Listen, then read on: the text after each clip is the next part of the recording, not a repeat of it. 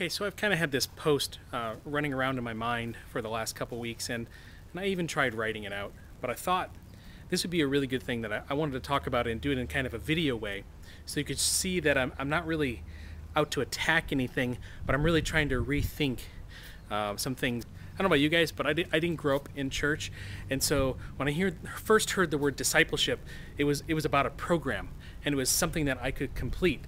And actually, the first time I ever heard the word disciple was right after I became a Christian. I was invited to go through a discipleship process, and it was kind of something like the navigators. You remember the wheel and things like that. And I remember just the oddity being labeled as somebody who had been discipled.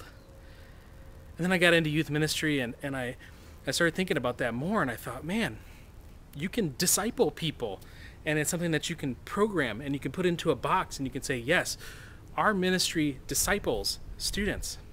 I recognize that discipleship isn't something that's kind of something you can put into a box. It's not something that's close-ended. It's something that's really open-ended. It's something that begins maybe in middle school or high school, and if you're really fortunate, I almost used the word lucky there, but if you're really fortunate, you'll have somebody that kind of invests in you for a lifetime. As I look back over like the last 8 or 10 years of doing student ministry, I can think back to specific students that I'm still investing in. I might not see them on a weekly basis. I'm not their Sunday school teacher. I don't even go to their church anymore, but they're still checking in with me, and I'm discipling them, and that process has continued. So really, my thought is quite simple. The thought is, should we start rethinking discipleship not as a closed-ended thing, something that can be contained into a program, something that can be contained into 1, 2, or 4, or even 6 years, but something that you invite students to participate in. That's something that it begins maybe in middle school, but you're really giving it an open invitation to continue on forever. That has deep ramifications, doesn't it? Makes you think about discipleship in a whole nother way. Makes you think of raising up leaders to disciple students in a whole nother way. That they join a 6th grade group and they kind of continue on, and they never have really any other intention. You don't have an intention for them that goes beyond just investing in those 4 or 5 or 6 students.